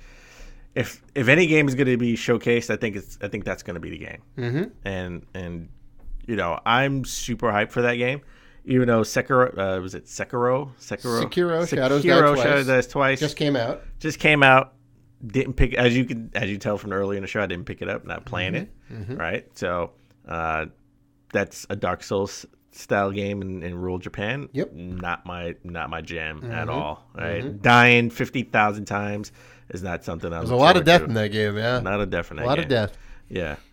So, all right, let's get into our lead story, and that is Google, as you talked about. Mm-hmm. Right? They finally launched. Revealed. They revealed what their project, their project Stream is, which is Stadia. Google Stadia is the thing. What a name! Everyone's been talking about it. Stadia. First of all, before we get into it, Stadia means multiple stadiums for the uninitiated. Yeah. What a name. Yes. What a name. Well, how would you grade the name on a Dave scale? I mean, it sounds like a pharmaceutical drug. It does. And I am not the first person to make that joke, nor will I be the last person to make that joke. it still sounds like a pharmaceutical drug. Yeah, on Dave scale, it's trash. It may be Suicide Squad horrible. I'm sorry. Wow, I don't think it's that bad. I get what they were going for. I mean, you know, it's a worldwide participation. It's streaming games. You know, it's things you can kind of jump into, like, you know, millions of people are watching and this and that. It's like, I want to queue up and play this game. I want to play this NBA 2K whatever. I want to play this Assassin's Creed Odyssey. And you can jump right into the game. So I kind of get what they were going for with that name. Okay, let's be honest. Stadia, the name. It could be better. The name, again, it's between Suicide Squad bad and trash. Oh boy, we're gonna have 29 different levels of the Dave scale by the time this episode is over. Stadia, the name Stadia is you could call the database, which is the hardware, their servers. Yeah, right? they have these like self-enclosed servers which you could call run that the instances. You could call that Stadia, right? You can call the studio. Now they have a first-person studio. They do have a game studio. They have a game studio. Yeah. You can call that, and that's actually headed up by Jade Raymond. That was the big we big talked reveal. about that, I think, last week. Last week, Jade Raymond. It was rumored that Jade Raymond, poached from Ubisoft, is now part of Google. You know, she came out on stage and talked a little bit about the platform and what they're doing. So that's exciting. EA. She worked at Ubisoft and then she worked at EA. Right. And she worked. You know, she was sort of like oversaw all the studios, right? And then the EA and Star Wars license, and then now she got poached to come to Google. Right. So you can name the studio Stadia, but when you have the actual service, the thing, right, the product, it could be better. The name needs to pop. I mean, you could say we could disagree about the original Xbox, right, whether it's good or bad, but we can both agree that the name Xbox and having X everywhere, right, was a great idea, great marketing plan. Sure, it was certainly like of the time, right? Everyone was extreme and this and that. Microsoft kind of like, we're going to call it the Xbox. Right? Yeah, that's X is going to give it to you. X is going to give it to you. There you go. Resurrected. To quote the late great DMX, even though he's not dead. He's not. We're still quoting the late great DMX. We're still. Yeah, he's not dead. So you know, this all comes out of GDC, which was on Tuesday, was really the big thing for Google. And they had a very long presentation, which you can definitely see online. So I think what we should do is we should go over let's go over the facts, what we know. Let's go over what we know. It's coming out at some point in 2019, right? That's what they stated. I don't know if it'll be ready for prime time yet, but we'll see. Google claims it'll be 60 FPS and 4K, right? And in the future, they want it to be 8K and 120 FPS, so they want it to be double, right? Which, I mean, this is what they're saying. This is the mark they want to hit. Yes, right. You could join the game from YouTube, like from a YouTube streamer, right? Like he has the ability to send out a code, pause the game, send out a code. You could jump right in. Right. So you can kind of seamlessly jump into the game from whatever that person's playing within 5 seconds. They said, right? It just kind of boots up the thing and the whatever, and then boom, there it is. Ubisoft is definitely on board. They were sort of in the conference, right? Like in the audience. Yep. They're partner up with them. I mean, they had. The test version they had out in October was with Assassin's Creed Odyssey. Right. So they're definitely on board with this because they've definitely mentioned in the past that streaming is the future. Right. They believe streaming is the future. Well, it is. And they want to be on board with that. Yeah. I 100% think it is the future. Right. Really? Eventually. Just like 3D TVs were supposed to be the future. Well, VR. There you go. VR's in 3D. It's the evolution of that. Well, we'll see. We'll see if that works. The evolution of that. Again, they claim that you could just jump in 5 seconds of a game. Downloads, no patches, right? Right, which kind of makes sense because it's all handled on the server side, right? There's no hardware, so. They also claim that seamless play between phone, laptop, PC, and tablet. Right, which is a bold claim. Still, but I mean, they kind of demoed it. They kind of demoed it. They kind of demoed on it stage in a very controlled environment. Oh yeah, no, of course, right? With the best of the best internet service speeds you can get. Oh right, yeah. All right, seamless. And of course, they had to take a shot at the consoles. Well, they had to take a shot at, as they said, Xbox One. We talked about teraflops earlier. Xbox One is about 6 teraflops, where the PlayStation 4 Pro is 4.2 teraflops. they said they're big. They have more teraflops combined, right? With 10.7 teraflops. Right. So each Stadia instance is 10.7 teraflops of compute power, which is amazing. It's above and beyond. So it would potentially match what next generation consoles have. Yeah. I highly doubt the PS5 or the Prime is going to be much more than 10.7, right? Yeah. This is going to compete with current technology, right? They're going to keep upgrading all this stuff and whatever else. Like that's the idea, right? Stadia, if your Stadia instance or their server instances get stale in a way, it's like, well, we can upgrade the hardware on our end, right? And then boom, there it is. Like you can play Odyssey on the, Odyssey 2 on the new Stadia hardware. Yeah. Right. They also partnered up with Unreal, Unity, and Havoc. Which doesn't Microsoft own Havoc? I could have sworn. I don't. I mean, maybe they do, but it's Havoc is a physics engine, right? Yeah. So everybody needs it. So Microsoft, you're right. Microsoft owns it. I think we talked about that in episode 5. Microsoft did purchase Havoc. Way back when. We talked about it on episode 5, right? I remember that's that long ago? Why? I remember the episode name. Yeah. Yeah, because the whole thing was you'll have the Havoc logo on a PlayStation, right? And it's a Microsoft-owned... Right. So I mean, Microsoft is obviously getting the profits from that, so it's perfectly fine. They're licensing it out to game studios, period. Right? They don't necessarily care where it goes. And even more than just Unreal Unity and Havoc, like there was a lot of tech that was shown on their slides. All like the major players were there. But we have more questions than answers, right? At this point, because we don't know what the pricing for the service is. Right? No, we don't know if it's going to be a per game thing or it's going to be if it's like a la carte or per month. Is it a Games Pass type of scenario where we just get everything? Where we pay for the service yearly or monthly? Right. Is it buffet or like a tier? Obviously, there would be tiers. You have to have tiers to the service. Possibly, yeah. I mean, that's another option too. You could have your silver, your gold, your platinum. That's a possibility. Yeah. We don't know what the optimal or the required internet speeds would be to have a good experience. But they recommend 25 megabits of internet connection. Right. That is the recommended. 25 megs down. Yes. Right? Which, if you live in a major metro area, it's not going to be a problem. It's an issue for a lot of America in the Midwest. It would be when this ends up rolling out. They may not necessarily have 25 or 50 standard and whatnot. And then how is net neutrality going to play a role into this? Well, I mean, that's that's a U.S. issue, obviously not a worldwide issue, but that is an issue nonetheless. All right, like all the net neutrality rules have been taken off the books. You can have the Wild Wild West. You can have priority given you have enough money. Yes. So Google has a lot of money. Google can make their service have priority in terms of internet traffic, right?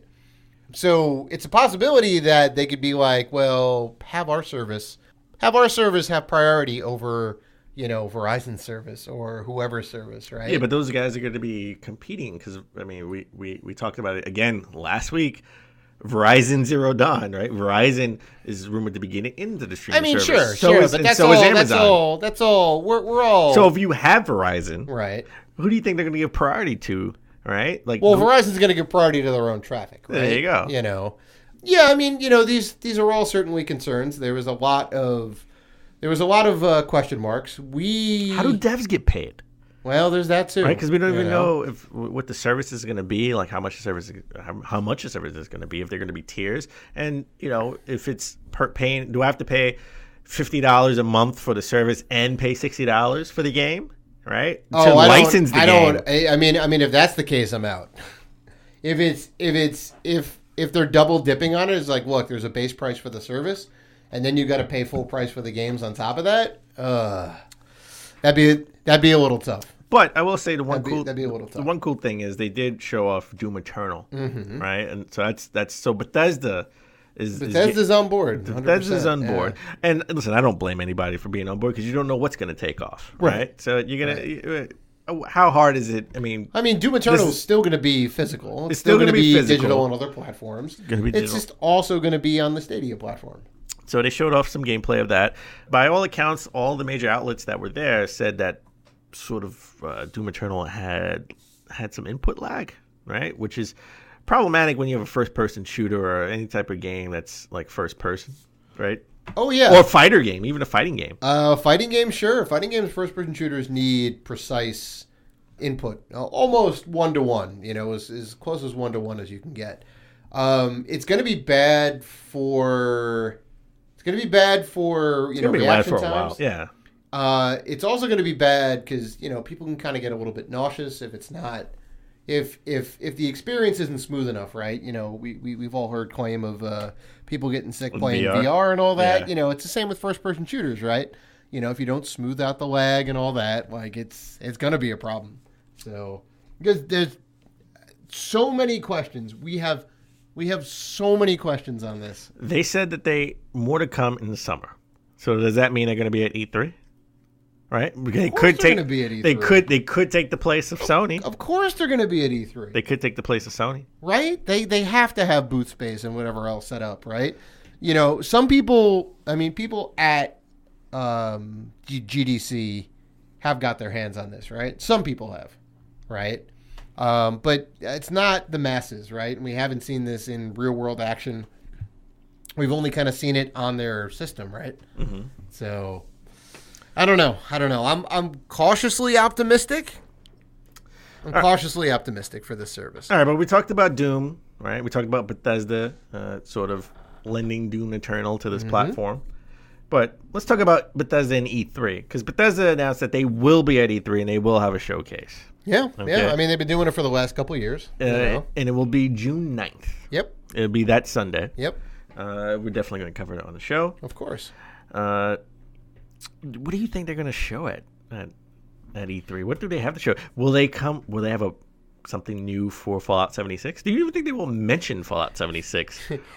It'd be in their best interest to not mention Fallout 76. Maybe they make fun of themselves. But they're gonna mention Fallout 76. Maybe they'll make fun of themselves for Fallout 76. That would endear them a little bit more to the fans. A little bit. I would say they would. I could see them joking about, sort of poking fun of themselves with Fallout 76. They would have to have other things to show, right? Like Doom Eternal, right? Obviously, we can see more Doom Eternal, right? Right. They could have. They could and probably will have some Rage 2 stuff, right? Because that's also them too. When is that coming out? That's coming out in May. I think that's coming out in May. Right. Why would they not have?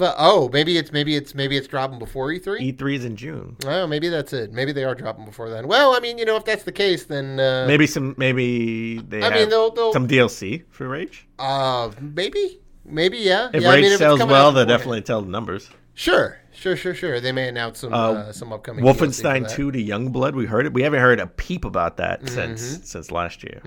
Right? A little kind of side spinoff, I could see that. With BJ's daughters, I think is BJ's daughters, yeah. Right? They won't look really cool. I don't think we'll hear a peep about Elder Scrolls 6. It ain't coming out this year. It may come out next year. It's not coming out next year. It may come out next year. You know why? Because they're working on Starfield. Yeah, they are. But this is big enough to work on multiple projects. I know, but right? Starfield, I doubt they're going to put out a new IP and an IP that's probably going to be just as big as Fallout when Fallout 4 came out, right, at the same time. So I think Starfield, if anything, would come out first for next gen. Doom Eternal is probably going to be this year, right? Doom Eternal is this year. Right. Elder Scrolls definitely not this year. Definitely next gen. Fallout's already out. I'm assuming they're going to have a patch, new DLC. Well, they always should be patching that game. Probably some new DLC, right? Starfield's a good bet. Wolfenstein's a good bet, right? I think, and maybe some extra stuff for Rage 2 announced for later in the year. You know what? I just want to hear about Wolfenstein 2: The Youngblood. That's all I care about. That's all I care about. Ken Robinson looking out for himself. That's all I care about. I'm okay. I'm with you. I'm definitely super hype on that. Starfield, I know nothing about. right? And I know they're not going to say anything about the Elder Scrolls 6. I'm fine with not hearing anything about Fallout 76. I think they're going to poke fun themselves. Well, I mean, Fallout 76. Fallout 76 A is an online game, and B is a shit show. There's two things that Dan Robinson will not stand for: online gameplay and games that are bad. Well, you know what? Am I wrong? Okay, no comment. There you go, folks. So we got E3, right? And we have E3 2, which is Walmart. E3 Walmart Get Canada, out of here. right? You're trying to make a Christmas 2 thing out of E3? Yes. No. Walmart always announces stuff early. Well, they do. Right? Yeah. Well, E3, right. It should take place in Walmart because they always announce things early. I see what you did there. All right. Well, it's rumored that Walmart is working on their own Stadia competitor. Yep. They're working on their own streaming service. Yep. US Gamer has been reported that the retail giant has been talking to developers and publishers about coming up with their own streaming service. Everybody's throwing their hat in the game. I know. You know what? This is the days when we had Panasonic, Jaguar. What else? What else we had? Philips. Panasonic, Jaguar, sure. Philips getting into the gaming space, right? Everybody thought it was easy just to make a gaming console. They were wrong. Everybody thought it was easy, right? You know, Right. leave it to the big boys. Now we can have a streaming service from the big boys: Xbox, PlayStation, Nintendo, Walmart, Google, Verizon, Amazon. Dan, I don't want to get political. This Walmart thing is not going to get off the ground. You don't think so? They have the money. Walmart, no. Walmart is big. Walmart is seeing the cards or seeing the future. Stick to their we sell everything, right? Yeah, even you games. you can go ahead On the and streaming sell service. everything online and ship everything on the really streaming quick. service. I don't know. I know Walmart does not say to me, we know games. Okay, how They about sell games. They certainly do, online and offline. But all right, how about this? uh-huh. Does Atari spell out does it scream out "We know games" like the Atari VCS? I mean, Don't you want Centipede in 4K? I love my Centipede. I mean, you know, it's possibly being inducted in the Hall of Fame, like we talked about earlier. Yeah, we have some VCS news. Is what you're Well, Atari VCS is supposed to be coming out spring of this year. Has been pushed back. Yeah. Well, it's been pushed back because they want to upgrade it. They want to put a new unannounced AMD chip in the system. They want to put a better chip to enhance the Centipede gameplay. Is that correct? I mean, I know they're doing more than just the Atari games, right? We don't know. We honestly don't know what games are going to be on this thing, other than We don't know what the UI looks like. We don't know what the we don't know the how, gameplay is we like. don't know how the controller feels. Apparently, the CEO doesn't know how anything works anyway. Remember that from last year when he did an interview and he didn't know anything. Yeah. It's it's a bit of a bad look. The price tag is super high. It's like $300, right? You can buy a Switch. Yeah, you could buy a Switch, and you could play all the great retro games that you want, because Nintendo has them all. Yeah, this is not boding well, you know, considering that it's been delayed a little bit. It was supposed to come out a little later this year, I think, and now now we got to make hardware upgrades to try and compete and whatnot. I don't know.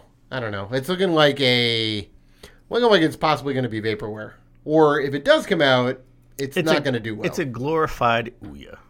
I mean, sure. That's what it seems like. It's an Ouya with wood grain. It's a Ouya with wood grain with Centipede in 4K. I know. It's a 4K Ouya. Yeah, there you go. Ouya will always be the butt of jokes when it comes to this stuff. Yeah, I mean, it had good prospects, but... Yeah, I know. I feel you. I understand. All right. Well, you said you're playing Persona 5. Right? You said Love that that earlier. game. You love that game. And they were teasing Persona 5 R, right? And we thought maybe that game would come to the Switch, right? Man, I foolishly thought this was a racing game. Yes, listen. Just because it has the letter Sonic R in R it. was a racing game, right? Sonic R was a racing game. Right, yeah. right. Persona, owned by Atlas Games, which is owned by Sega. Persona R, put 2 and 2 together. All right, Persona Racing. I figured it'd be Persona Racing for the Switch. Okay. You played Persona 5, right? I put a lot of hours in Persona 5. I also put a lot of hours in Persona 5. Do you remember the thing where Joker got in a cart and raced around Shibuya with his friends? No. Because that wasn't in the game, Dan. It could have been. That could have been. I mean, it certainly could have, but it wasn't. There was no kart racing whatsoever in those games, so why make a kart racer spin All right, off so it? Persona 5, it didn't get its full reveal, but we did get some of it. It's Persona 5 R The Royal. Mm-hmm. Right? It has a sort of a new character, female character on it. We got a little trailer drop for it. Mm-hmm. It is still only announced for PS5, for the PS4. Right. So it's nothing announced for the Switch. Which is kind of weird because Joker will be in Smash, right? You would think that when Joker actually comes out in Smash, maybe they would have a Persona 5 Persona spin-off game for the Switch, right? Because they have Persona games out there for the other Nintendo handhelds. That's not right. the mainline series. series. Persona Q for the 3DS and all that, So as of right now, it's still Persona 5 The Royals only for PS4 right now. Mm-hmm. But I think this game would come out for the Switch too. It certainly could. It certainly could. Or it could be DLC. We don't even know. This could just be DLC. Right. We don't even know if this is like a full-fledged, sort of like side game. Yeah, I feel like it's. I feel like it looks like it's DLC from like all accounts. It does. No, it does. So we'll see. We'll see what happens. All right. So we talked about earlier with PSVR. I saved Anthem with that big idea, right? With the PSVR. You're welcome, EA. You're welcome, EA, right? You're in PlayStation VR and you feel like you're Tony Stark, right? You feel like Iron Man. It's a good idea. It's a real good idea. At GDC, Facebook, they also announced a new Oculus, an Oculus Rift S. Mm-hmm. I don't know if the S stands, sort of stands for slim, right? Everything has S. Maybe, yeah, or kinda super, kind of super. The S will be available this spring. It'll be $400. That is key, and it will include two Oculus Touch controllers. The $400 price point bundle with everything in it is key, right? Mm-hmm. So if you can spend $500 or $600 on a decent gaming rig, and then be able to get a headset at a reasonable price, that's pretty close to the PlayStation 4 experience, right? It is. It's obviously the PS4, the PSVR is on the low end of things, right? It's the base entry level experience. I'm not saying it's bad by any means, but graphically it's definitely on the low end, right? And it came out. Well, this is coming out at the same price that the PS4, the PSVR originally came out for, which is now you can get bundles for like $250. So you can definitely on a cheap end and the version 2. Right. So. Right.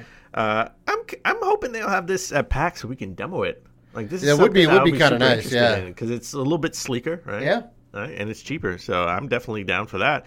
And so let's stick with sort of PC games because you need a decent rig to play at the Oculus Rift, right? Yeah, a little bit, yeah. Right. Let's stick with now you can play all Quantic Dream games on PC, right? They made a deal. They are no longer PlayStation exclusive. You can play Detroit Become Human, Heavy Rain, and Beyond Two Souls on PC, specifically, the Epic Game Store.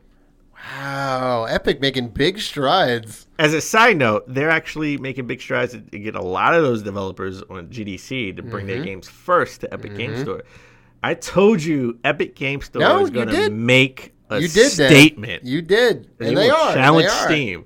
They're using all that Fortnite money. They're like, look, let's go ahead. We don't know what Fortnite ever is going to go down, so we need to make a statement now. Steam can only be king for so long, and Epic's like, no. The UI leaves much to be desired from what I hear, but the games are there. Right. Or they're coming. Right. Right. And that's like half the battle, right? You want a good sleek interface that allows people to buy games easily and load games and play games and all that, but you also need the games. They have half the equation already. And we talked about Konami last week, right? And there was something about Anniversary Collection, and we're like, and it had something to do with Castlevania, and we thought, oh my god, how can that was a weird anniversary. It was like 33 years for Right. Castlevania. Yeah. And the Shadow series is 10 years next year, not this year. You're right. However, we didn't think at all to think about Konami as a company as a whole. Its 50th year is this year.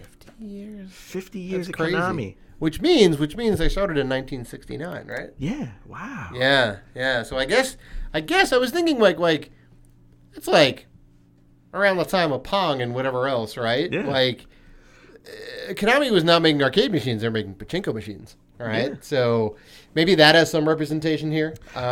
Well, they have 3 anniversary classics that are digital only as of right now. Limited run. Please reach out to Konami and help them out. I'm sorry. Why wouldn't Konami just put it out themselves? Well, again? we have $20. Uh-huh. Right, it's $20 for the arcade edition, the arcade classics. Right, it's coming out on PS4, Xbox One, Steam, and the Switch. You have Haunted Castle, Life Force. Haunted Castle, which is Castlevania for the arcade. Okay, yeah, Life Force, Nemesis, Scramble, Thunder Cross, Twin Bee, Typhoon, and what's the other Vulcan one? Venture. Vulcan Ventures, which is really Gradius 2. Yeah, so there's a heavy shooter. There's a heavy shooter slant in this arcade classics, which makes sense because Konami was king of the shooters back in the day. Shmups. Yeah. And then what everyone went crazy for was the Castlevania Anniversary Collection. Right. They have 4 slots open, but only announced. They have 8 slots open, but only announced 4 games. Castlevania 2, Belmont's Revenge, that came out on the Game Boy, so it's not even Castlevania 2. It's not Simon's Adventure, Castlevania 2 for the console. Yeah, which it's is a weird game weird. in its own right, but good. Castlevania 3, Dracula's Curse, One of the best, if not the best. and Super Castlevania 4. Right, which is a remake of the first one. Interesting enough. So Well, maybe you never know. Maybe we'd get Rondo of Blood, Symphony of the Night. I think they would be To maybe fill out the other 4 slots. they would kind of be big contenders on there. Yeah, it's gonna be side-scrolling 2D, obviously, because this is the kind of the retro collection. Even though some of the 3D games are retro at this point, we're not gonna get Awards of Shadow. We are definitely not gonna get a Castlevania 64 on this Why compilation. not? We can get a 64. Listen, Rondo You of can Blood, play it. Symphony of the Night. You can play Symphony it. of the Night, right? Castlevania 2 for the NES. And, Castlevania 2 for the Game Boy. I mean, no, I'm saying it's already announced. You would also put. We have 4 Castlevania more 2. slots open. They Yeah, said it's going to be 8 slots. We have Right. 4 more left. Right. Rondo of Blood, Symphony of the Night, Castlevania 2 for the NES, and why not Castlevania 64? Put Bloodlines from the Genesis on there. Okay. That's the bet. Bloodlines instead of Castlevania 2 for the NES. There we go. No. In no universe is Castlevania 64 going to be in this compilation. And your mind's gonna blow when they put out one of the 2 Castlevania 64 I know, right? games.